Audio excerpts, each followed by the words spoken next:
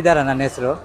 ನಾನಿಲ್ಲಿ ಕೋಟಿಲಿಂಗೇಶ್ವರ ದೇವಸ್ಥಾನದ ಜಾಗದಲ್ಲಿ ರಿಕ್ಷಾ ಚಾಲಕನಾಗಿ ಇಲ್ಲಿ 27 ವರ್ಷಗಳಿಂದ ನಾನು ಕೆಲಸ ಮಾಡ್ತಾ ಇದ್ದೀನಿ.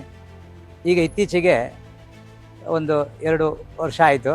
ಅಲ್ಲಿ ಪಕ್ಕದಲ್ಲಿರುವಂಥ ಕಟ್ಟಡ ಖಾಸಗಿ ಜಾಗದವರು ನಮಗೆ ತುಂಬ ದೌರ್ಜನ್ಯಗಳನ್ನು ಮಾಡ್ತಾ ಇದ್ದಾರೆ. ಈಗಾಗಲೇ ಹಿಂದೆ ಒಂದು 20 ವರ್ಷಗಳ ಹಿಂದೆ ನಾನೇ ಬಂದು 20 ವರ್ಷಗಳ ಹಿಂದೆ ನಮಗೆ ಒಂದು ಇಲ್ಲಿ ಆಶ್ರಯ ಕೊಟ್ಟಂಥವರು ನಮ್ಮ ಧರ್ಮದರ್ಶಿಗಳಿಂದ ಇದ್ದವರು. ಅವರು ಇಲ್ಲಿರೋಕ್ಕೊಂದು ಅವಕಾಶ ಕೊಟ್ಟಿದ್ದರು ನಮಗೆ 21 ಚಾಲಕರಿಗೆ. ಈಗ ಒಂದು 2 ವರ್ಷ ಇತ್ತೀಚೆಗೆ ಈ ನಮ್ಮ ಕಟ್ಟಡದವರು ಏನೋ ಹೈಕೋರ್ಟಿಂದ ಆದೇಶ ತಂದು ನಮ್ಮನ್ನೆಲ್ಲ ತೆರವು ಮಾಡಬೇಕು ಅಂತ ನಿರ್ಧಾರ ಮಾಡ್ತಾ ಇದ್ದಾರೆ. ನಮ್ಮ ದುಡಿಮೆಗೆ ತುಂಬ ತೊಂದರೆ ಆಗ್ತಾ ಇದೆ. ನಾವು ಅದನ್ನೇ ನಂಬಿಕೊಂಡು ಜೀವನ ಮಾಡ್ತಾ ಇದ್ದೇವೆ. ಹಾಗಾಗಿ ನಮ್ಮ ಇಲಾಖೆಯವರು, ಸಂಬಂಧಪಟ್ಟಂಥ ನಮ್ಮ ಧಾರ್ಮಿಕ ದತ್ತಿ ಇಲಾಖೆಯವರು ಆ ಜಾಗದಲ್ಲಿ ನಾವು ಇರೋಕ್ಕೋಗಿ ನಾವು ಇಷ್ಟು ಧೈರ್ಯದಲ್ಲಿದ್ದೇವೆ. ಮತ್ತು ಈಗಾಗಲೇ ಹೈಕೋರ್ಟ್ ವಿಚಾರದಲ್ಲಿ ಅವರಿಗೂ ಸಹ ಅದೇ ಸರ್ವೆ ನಂಬರ್ ಮೇಲೆ ಆದೇಶ ಇದೆ ತೆರವು ಮಾಡಬೇಕಂತ. ಆದರೆ ಅದನ್ನು ನಮ್ಮ ಇಲಾಖೆಯವರು ಮೌನವಾಗಿದ್ದಾರೆ. ಅದು ಯಾಕೇನು ಅಂತ ಗೊತ್ತಿಲ್ಲ.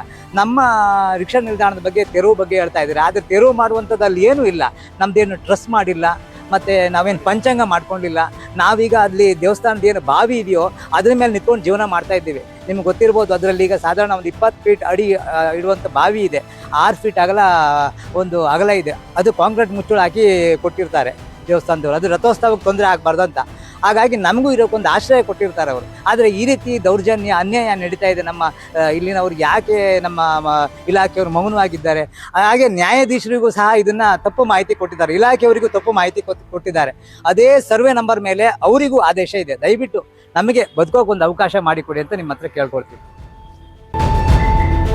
ಪುರಾತನ ಇತಿಹಾಸ ಪ್ರಸಿದ್ಧ ದೇವಸ್ಥಾನ, ಪುಣ್ಯಕ್ಷೇತ್ರ ಇದು. ಸಪ್ತಕ್ಷೇತ್ರದಲ್ಲಿ ಕೋಟಿಲಿಂಗೇಶ್ವರನ ಸನ್ನಿಧಾನವೂ ಸಹ ಒಂದು. ಅಂಥ ಒಂದು ಪುಣ್ಯಕ್ಷೇತ್ರದ ರಥಬೀದಿ ಇವತ್ತು ಅತಿಕ್ರಮಣ ಆಗಿದೆ. ಜಾಗ ರಥವನ್ನು ಎಳಿಲಿಕ್ಕೂ ಕಷ್ಟ ಆಗ್ತಾ ಇದೆ.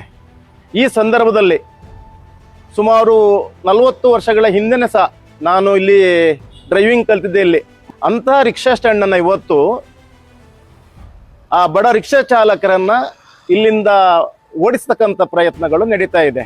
ಕಾರಣ ಇಷ್ಟೇ, ಅವರು ರಿಕ್ಷಾ ನಿಲ್ಲಿಸ್ತಕ್ಕಂಥ ಜಾಗ ಅದು ನಮಗೆ ಬರುತ್ತೆ, ನಮ್ಮ ಸ್ವಾಧೀನ ಇರತಕ್ಕಂಥ ಜಾಗ ಅಂತ ಕೆಲವು ವ್ಯಕ್ತಿಗಳು ಅವ್ರ ವಿರುದ್ಧ ನ್ಯಾಯಾಲಯಕ್ಕೆ ಹೋಗಿದ್ದಾರೆ.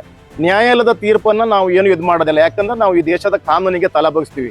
ಆದರೆ ಇವತ್ತು ರಿಕ್ಷಾ ಚಾಲಕರು ಅನುಭವಿಸ್ತಕ್ಕಂಥ ನೋವುಗಳನ್ನು, ಯಾಕಂದ್ರೆ ಅವ್ರಿಗೆ ಕೋರ್ಟಿಗೆ ಹೋಗ್ಲಿಕ್ಕೆ ಹಣ ಇಲ್ಲ, ಇಂಥ ಸಂದರ್ಭದಲ್ಲಿ ಅವರ ಪರ ನಿಲ್ಲಬೇಕಾದ ಜನರು ಸಮೇತ ಕೆಲವೊಂದು ಸ್ವಲ್ಪ ಹಿಂದೆ ಮುಂದೆ ನೋಡ್ತಕ್ಕಂಥ ಆಲೋಚನೆ ಬರ್ತಾ ಇದೆ. ಇಂಥ ಸಂದರ್ಭದಲ್ಲಿ ಬದುಕಲಿಕ್ಕೆ ಕಷ್ಟಪಡತಕ್ಕಂಥ ರಿಕ್ಷಾ ಚಾಲಕರು ಇವತ್ತು ದಿನ ಬೀದಿಗೆ ಬಿದ್ದಿದ್ದಾರೆ. ಅವರ ಪರ ನಾವು ನಿಲ್ಲಬೇಕಾಗಿದೆ. ಅತಿಕ್ರಮಣ ಒಂದು ಭಾಗ, ಆ ದೇವಸ್ಥಾನದ ಜಾಗದಲ್ಲಿ ಇರತಕ್ಕಂಥ ರಿಕ್ಷಾ ಮಾಲಕರು ಮತ್ತು ಚಾಲಕರನ್ನ ಅವರ ಒಕ್ಕಲೆಬ್ಬಿಸಿದಾಗ ಅವ್ರಿಗೆ ಎಲ್ಲಿಗೆ ಹೋಗ್ಬೇಕು? ಇದನ್ನ ಅಧಿಕಾರಿಗಳು ಅರ್ಥ ಮಾಡ್ಕೋಬೇಕಾಗಿದೆ. ಯಾಕಂದ್ರೆ ಅವ್ರಿಗೆ ಎಲ್ಲೂ ನಿಲ್ಲಿಸ್ಲಿಕ್ಕೆ ಜಾಗ ಇಲ್ಲ. ಯಾಕಂದ್ರೆ ಇಂದಿನ ರಿಕ್ಷಾ ಸ್ಟ್ಯಾಂಡ್ ಅಲ್ಲ, ಅದು 40-50 ವರ್ಷಗಳಿಂದ ಇರತಕ್ಕಂಥ ರಿಕ್ಷಾ ಚಾಲಕರು ಮಾಲಕರನ್ನ ಎಬ್ಬಿಸಿ ಎಲ್ಲಿ ಕಳಿಸ್ತಾ ಇದ್ದೀರಿ? ಅವರ ಪರಿಸ್ಥಿತಿ ಏನು? ಅವರ ಸಂಸಾರದ ಗತಿ ಏನು? ಇದನ್ನೆಲ್ಲ ತಾವು ಆಲೋಚನೆ ಮಾಡಬೇಕಾಗಿದೆ. ಈ ಗ್ರಾಮದ ಹಿರಿಯರೆಲ್ಲ ಸೇರಿ ಕುಳಿತುಕೊಂಡು ಅದಕ್ಕೆ ಒಂದು ಸಮಸ್ಯೆಗಳನ್ನು ಪರಿಹರಿಸಬೇಕು. ಕೇವಲ ನ್ಯಾಯಾಲಯದಿಂದ ಇದು ಬಗೆಹರಿದಿಲ್ಲ. ಊರಿನ ಪ್ರಮುಖರು ಸೇರಿ ಇದಕ್ಕೊಂದು ಶಾಶ್ವತವಾದ ಪರಿಹಾರ ತರಬೇಕು. ಇಂಥ ಸಂದರ್ಭದಲ್ಲಿ ನೀವೆಲ್ಲ ರಿಕ್ಷಾ ಸಂಘಟನೆಯವರು ಒಟ್ಟಾಗಿ ಆ ರಿಕ್ಷಾ ಚಾಲಕರ ಮತ್ತು ಮಾಲಕರ ಪರವಾಗಿ ನಿಲ್ಲಬೇಕಾಗತ್ತೆ. ನೀವು ಈ ಸಂಘಟನೆಯ ಶಕ್ತಿ ತೋರಿಸಿದ್ರೆ ಮಾತ್ರ ಈ ಬಡ ರಿಕ್ಷಾ ಚಾಲಕರಿಗೆ ಬದುಕಲಿಕ್ಕೆ ಒಂದು ಅವಕಾಶ ಆಗತ್ತೆ ಅಂತ ಈ ಸಂದರ್ಭದಲ್ಲಿ ಕೇಳಲಿಕ್ಕೆ ಇಷ್ಟಪಡ್ತೀನಿ ನಾನು.